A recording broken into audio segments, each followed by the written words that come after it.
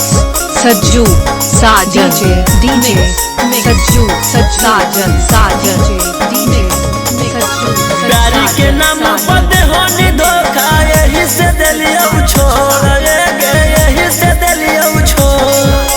प्यारी के नाम पर होनी धोखा यही से दिलिया छोड़ यही से दिलिया छोड़। कि केतनो ढारमी थाना में लोरा बाकी होबो में छोड़ी तोर। कि केतनो ढारमी थाना में लोरा बाकी होबो में कबो तो हम नहीं जानल हमें गे छौड़ी एते कठोर गे छौड़ी एते कठोर।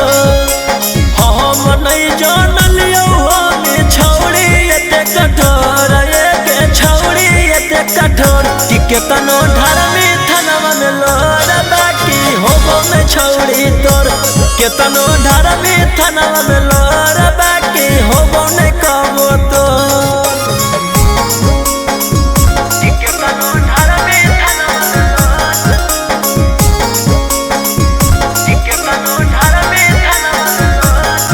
डीजे मिक्स सज्जू साजन डीजे सज्जू साजन डीजे सज्जू साजन हमारा बर्बाद कर लखल भी केतनो खेल गे करबो नहीं सदिया भले खोटे परतौ जेल गे।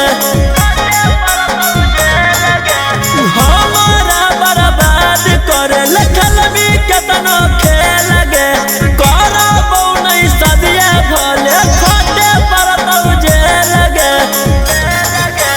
रखबो नहीं साथ भले लगई में केतनो जोर गे लगई में केतनो जोर। रखबो नहीं साथ भले लगई में केतनो जोर गे लगई में केतनो जोर। कि केतनो ढारमी थाना में लोर बाकी होबो में छौड़ी तोर।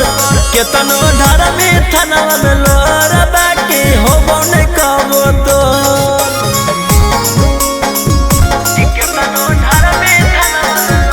डीजे मिक्स सज्जू साजन डीजे सज्जू साजन डीजे सज्जू साजन